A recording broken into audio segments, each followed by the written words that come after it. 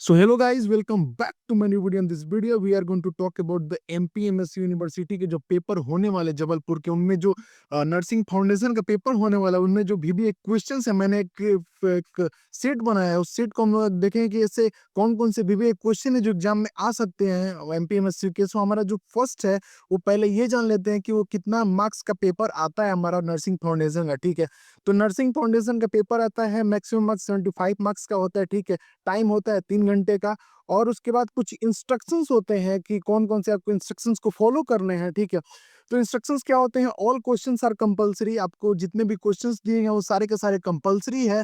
Draw diagram wherever necessary. ठीक है, आपको वहां पे डायग्राम बनाना है जहां पे नेसेसरी है। ठीक है, वहां पे बनाना चाहिए।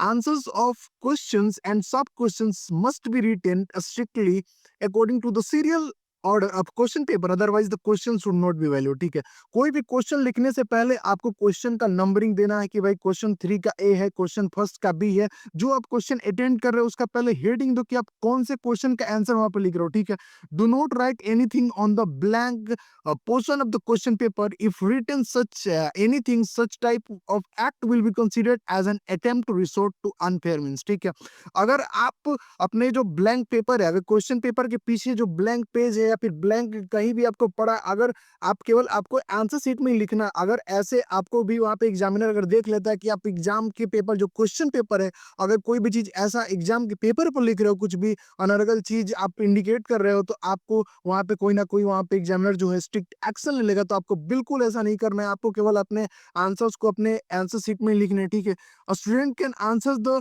Questions in both Hindi and English language. ये जो स्टूडेंट्स हैं एमपीएमएससी के, एक ऐसा स्टेप लिया गया एमपीएमएससी के द्वारा, जो आप पेपर को है वो हिंदी में भी लिख सकते हो, इंग्लिश में भी लिख सकते हो। ठीक है, तो अब चलते हैं अपने एक मॉडल पेपर को, देखते हैं कि कौन कौन से भी क्वेश्चन है जो नर्सिंग फाउंडेशन के एग्जाम में आ सकते हैं 2025 में।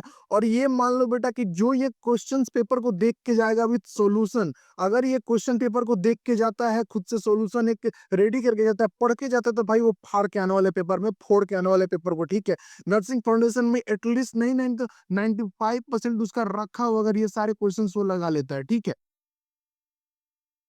सो हमारा यहाँ पे फर्स्ट जो क्वेश्चन है वो क्या है? Define health. ठीक है, इसमें सेक्शंस नहीं होते, सेक्शन ए सेक्शन भी नहीं होता है, केवल नर्सिंग फाउंडेशन का एक ही सेक्शन होता है, उसी में सब कुछ होता है। तो जो हमारा फर्स्ट का ए है वो है डिफाइन हेल्थ। आपको वेरी वेरी ये भी इंपॉर्टेंट है।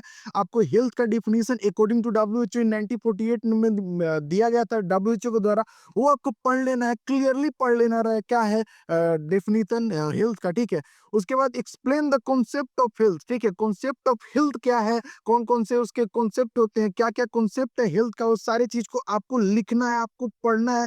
वेरी वेरी बहुत ज्यादा important, explain the concept of health. आपको बेटा आप प्लीज पढ़ लेना इस क्वेश्चन को। ठीक है, briefly describe about the health belief model. Health belief model का एक सिमेटिक डायग्राम देख लेना कि आप कैसे हेल्थ बिलीफ मॉडल को इंडिकेट करोगे, कैसे चीजों को अपने पेपर में रखोगे, ताकि एग्जामिनर क्लियरली विजुअलाइज करे कि बंदे ने लिखा क्या है, आखिर क्या वो दिखाना चाहता है, क्या वो प्रूफ करना चाहता है। ठीक है, अगर इसकी मार्क्स की बात करें तो डिफिनीशन ऑफ हेल्थ जो पूछ सकता है वो 2 मार्क्स में पूछ सकता है, 2 मार्क्स में पूछ सकता है। उसके बाद explain the concept of health 5 marks में पूछ सकता है।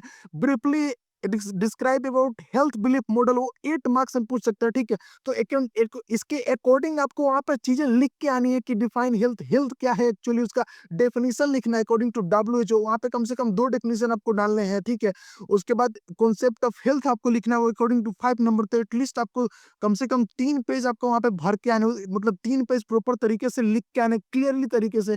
अब 8 नंबर का क्वेश्चन है कि हेल्थ बिलीफ मॉडल के बारे में ब्रीफली डिस्क्राइब करो। तो ये जो क्वेश्चन है आप एटलीस्ट उसको 5 to 6 पेज में करके आना बेटा, 5 to 6 पेज में करके आना। ठीक है, बहुत इंपॉर्टेंट है ये क्वेश्चन, जरूर आप एक बार पढ़ लेना। ठीक है, मैंने और करके भी लगाया है कि इसके अलावा और कौन से क्वेश्चंस फर्स्ट में पूछ सकता है। ठीक है, वो आ सकता है आपका डिफाइंड फीवर, आपका डिफिनीशन पूछ सकता है फीवर का। ठीक है, उसके बाद explain the types of fever, कौन कौन से टाइप्स होते हैं फीवर के, ये पूछ सकता है आपके पास। उसके बाद पूछेगा how will you manage a patient suffering from fever. ठीक है, तो ये तीनों क्वेश्चन जो है डिफाइंड फीवर, ये बहुत इंपॉर्टेंट है बेटा। एक एक से जितने भी क्वेश्चन है इस स्लाइड में, इस वीडियो में, वो सारे के सारे सब इंपॉर्टेंट है नर्सिंग फाउंडेशन में। ठीक है, एक-एक चीज़ को आपको पढ़ लेना है, एक-एक चीज़ को क्लियर कर लेना है। एक कोई टॉपिक का 2-2 आपको डेफिनिशन याद कर लेना है। जैसे हेल्थ का आपको 2 डेफिनिशन याद कर लेना है, डिफाइन फीवर का 2 डेफिनिशन याद कर लेना है, ठीक है? उसके बाद ये नंबर की बात करें तो वो डिफाइन फीवर 2 नंबर में पूछेगा बेटा, वो 2 नंबर में पूछेगा। Explain the types of fever ये पूछेगा 5 नंबर में, ठीक है? How will you manage a patient suffering from fever ये 8 नंबर में पूछेगा, ठीक है? तो 2 नंबर वाले क्वेश्चंस को अगर डिफाइन पूछ रहा है तो एटलीस्ट आपको 2 डेफिनिशंस वहाँ पे लिखना है। थोड़ा-सा एक्सप्लेन भी कर देना कि फीवर क्या होता है, उसका नॉर्मल टेम्परेचर क्या होता है और कितने से ज़्यादा इंक्रीज़ करता है तो कितने मतलब उस टाइम पे हम लोग बोलेंगे नहीं कि इंडिविजुअल को फीवर है, ठीक है? उसके बाद टाइप्स ऑफ फीवर आपको लिख लेना, वहाँ पे कितने टाइप्स के होते हैं, एटलीस्ट 5 नंबर में पूछा तो कम से कम आपको 7-8 तो उसके टाइप्स लिख के आने हैं, इंटरमिटेंट, रेमिटेंट जो भी होते हैं वो सारे के सारे आपको लिख के आने हैं, एक सिमेटिक एक अच्छे एक वे में लिख के आने हैं, ठीक है? उसके बाद ये कम से कम आपको 5 एटलीस्ट 3 टू 4 पेज में खींचना है 5 मार्क्स के क्वेश्चन को, ठीक है? उसके बाद how will you manage a patient suffering from fever ये 8 नंबर में आएगा तो एटलीस्ट आपको इसको कम से कम नहीं तो 5 टू 6 पेज में लेके जाना है, ठीक है? कैसे लेके जाओगे? सबसे पहले आप लिख लेना कि as a nurse we have to मतलब ऐसी चीज़ें लिखना है कि एज़ अ नर्स हम लोग नर्स हैं, तो हमें बस ये करना है कि हमें डॉक्टर के इंस्ट्रक्शंस को फॉलो करना है, ठीक है? तो हम लोग मैनेजमेंट का मतलब ये कर सकते हैं, हम लोग बस नर्सिंग केयर प्रोवाइड करवा सकते हैं, ठीक है? तो आप पहले क्या करोगे वहाँ पे लिखोगे कि सबसे पहले हम लोग फीवर को चेक करेंगे। फीवर को चेक करने से पहले हम लोग कोई भी प्रोसीजर परफॉर्म करते हैं तो सबसे पहले हम लोग अपने हाथ को स्टेरिलाइज़ करते हैं, ठीक है? उसके बाद हाथ को स्टेरिलाइज़ करके मतलब धी चीज़ों को लंबी-चौड़ी थोड़ी बना देनी है, ठीक है? ताकि 8 नंबर का क्वेश्चन है तो 5 टू 6 पेज में आराम से चला जाए, ठीक है? इतना लिख लिया आपने कि मैंने अपना हैंड सैनिटाइज़ कर लिया, हैंड सैनिटाइज़ करने के बाद मैंने थर्मामीटर लिया, थर्मामीटर को भी सैनिटाइज़ किया, उसके बाद मैंने ऑक्सिलरी या फिर जो भी मेथड से मैं टिम्पनिक जो भी ले रहा हूँ, तो मैंने जो ले लिया उसके बाद उस टेम्परेचर को चेक करेंगे कितना है, फिर हम लोग वहाँ पे डॉक्टर को इन्फॉर्म करेंगे जो ड्यूटी डॉक्टर है वहाँ पे। ऐसे करके सारी चीज़ों को लिखेंगे कि inform to the duty doctor, उसके बाद ड्यूटी डॉक्टर बताएँगे हमें क्या-क्या करना है, ठीक है? डॉक्टर ने बता दिया, हमने कुछ मेडिकेशंस दे दिए, मेडिकेशंस देने के बाद हम लोग उसके जो मतलब जो-जो डॉक्टर बोलेगा उसको हमें फ़ॉलो करना है, अपने से कुछ भी नहीं करना है, ठीक है? तो वो सारी चीज़ें लिख के आनी है कि अगर फ़ीवर भी है तो वो डॉक्टर ही बताएगा, हम लोग बस उसे नर्सिंग केयर प्रोवाइड कर सकते हैं, कोल्ड स्पंजिंग कर सकते हैं, ये सारी चीज़ें थोड़ा-सा इलैबोरेट करके आपको लिखना है ना बेटा?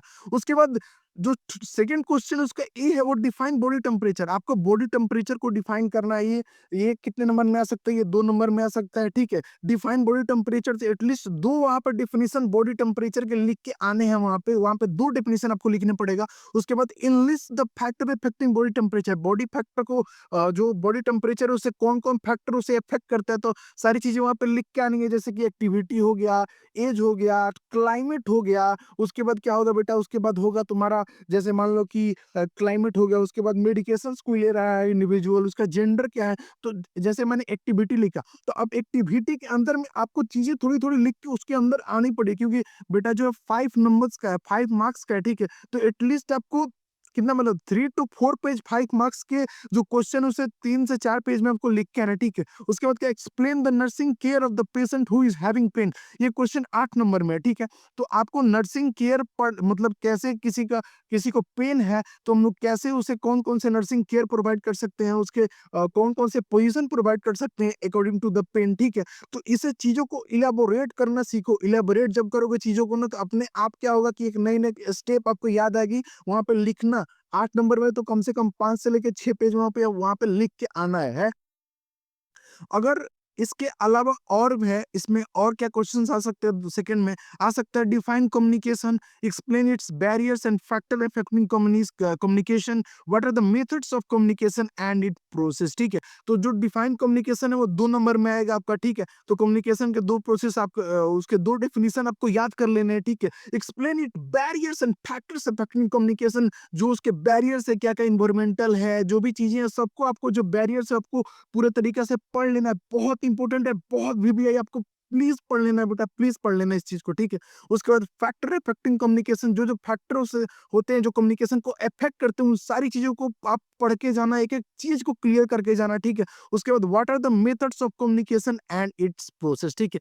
कौन-कौन से मेथड्स हैं, कौन-कौन से जैसे वन वे, टू वे, जितनी सारी अकॉर्डिंग टू क्लासिफिकेशन आपको पढ़ लेना है कि कौन-कौन से उसके मेथड्स हैं कम्युनिकेशन के, उसके प्रोसेस क्या-क्या है, मेथड्स में वर्बल नॉन-वर्बल रहता है, ठीक है, प्रोसेस क्या है उसके, बस सेंडर है, कैसे हो गया, चैनल के थ्रू रिसीवर के पास गया, तो सारी चीज़ें आपको एक पढ़ लेना है, ठीक है, एक अच्छे मैनर में पढ़ लेना है, ठीक है। उसके बाद अकॉर्डिंग टू नंबर, अगर 2 नंबर का है तो आपको 1 पेज में लिख के आना है, ठीक है। उसके अगर 5 नंबर में है तो कम से कम 3 से लेके 5 पेज में आपको 3 से लेके 4 पेज में आपको लिख के आना है। अगर 8 नंबर में वही क्वेश्चन है तो उसको आपको क्या करना है, 5 टू 6 पेज में बेटा मिनिमम आपको लिख के आना है, मिनिमम लिख के आना है, ठीक है। उसके बाद अगर नेक्स्ट अगर बात करें हम लोग कि जो थर्ड क्वेश्चन है वो क्या आ सकता है, प्रिंसिपल्स ऑफ बेड मेकिंग आ सकता है, प्रिंसिपल्स ऑफ बेड मेकिंग पूछेगा। उसके बाद enlist the types of biomedical waste and it hazards, ठीक है। तो आपको टाइप्स लिख देना है कि infectious waste, non infectious waste, toxic waste, तो ये सारे वेस्ट को आपको लिख के आने उसके एग्जांपल्स के साथ अकॉर्डिंग टू द नंबर, मैंने नंबर के अकॉर्डिंग सब कुछ बता दिया, ठीक है। उसके बाद क्या होगा, उसके बाद अगर और की बात करें तो ये 5 मार्क्स में आ सकता है, principles of bed making 5 marks में आ सकता है, उसके टाइप्स है बायोमेडिकल वेस्ट के वो 5 मार्क्स में आ सकता है, ठीक है। उसके बाद routes of medical medication administration वो आ सकता है, ठीक है। उसके बाद फैक्टर्स अफेक्टिंग पल्स आ सकता है, ये कितने में 5 में आ सकता है, ठीक है। तो इन सारी चीजों को पढ़ लेना, रूट्स तो बहुत इंपॉर्टेंट है भाई, बहुत इंपॉर्टेंट है, रूट्स ऑफ मेडिकेशन एडमिनिस्ट्रेशन, ठीक है। उसके बाद फैक्टर्स अफेक्टिंग, कौन कौन से फैक्टर है जो आपके पल्स को अफेक्ट करते हो, प्लीज पढ़ लेना बेटा, प्लीज पढ़ लेना, ठीक है। जो क्वेश्चन थर्ड है वो right the difference between medical diagnosis and nursing diagnosis. Medical diagnosis जो होता है डॉक्टर बना मतलब मेड करता है, ठीक है। नर्सिंग डायग्नोसिस नर्स बनाती है, ठीक है। तो इन चीजों को आप एक अच्छे तरीके से वे में पढ़ लेना, कैसे कैसे हमें डिफरेंस लिखना है, इधर क्या लिखना है, इधर क्या लिखना है, ठीक है। तो एक एक चीज अच्छे से पढ़ना, ये बहुत इंपॉर्टेंट क्वेश्चन है बेटा। आज पढ़ोगे ना तो जो 10 साल बाद अगर कोई अपना रिजल्ट देगा कि भाई मैंने नर्सिंग फाउंडेशन में इतना नंबर लाया है, तो बहुत खुशी मिलती है भाई। अभी तो खुशी नहीं मिलेगी, पढ़ने में तो बहुत मेहनत लगता है, लेकिन जिस दिन रिजल्ट आता है ना, एकदम मन भाई खुश हो जाता है, एकदम अच्छा लगता है, सब कुछ फील अच्छा होता है, ठीक है। उसके बाद enlist purpose of recording, purpose क्या होता है रिकॉर्डिंग का, अरे भाई किसी पेशेंट का आप डाटा रिकॉर्ड कर रहे हो तो रिसर्च में हेल्प आ सकता है। उसके बाद आपको प्रीवियस जानकारी मिल सकता है कि मैंने ऐसे चीजों को फॉलो किया तो उस पेशेंट के साथ तो ये हो गया।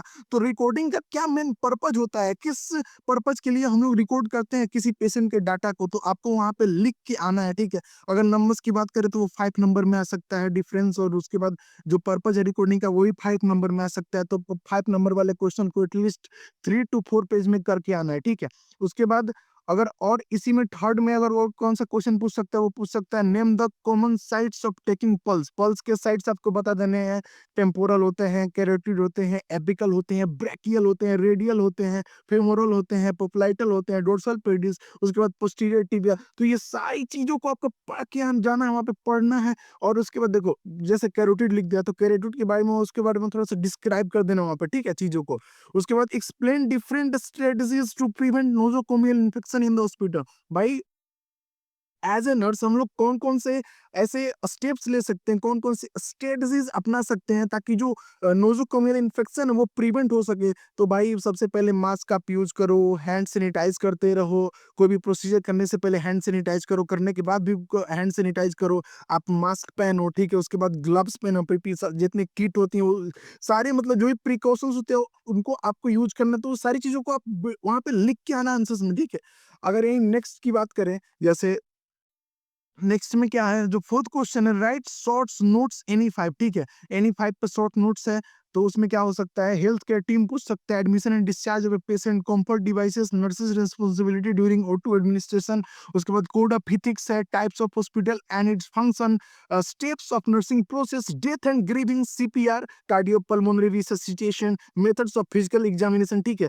तो आपको जैसे मेथड्स ऑफ फिजिकल एग्जामिनेशन है, ठीक है, एक क्वेश्चन 5 मार्क्स का है, ठीक है, तो इसमें से 5 करना है आपको। जैसे methods of physical examination example लेते हैं, तो सबसे पहले आप मेथड्स फिजिकल एग्जामिनेशन एक्चुअली होता क्या है, किस पर्पज के लिए करते हैं, पर्पज लिख देना।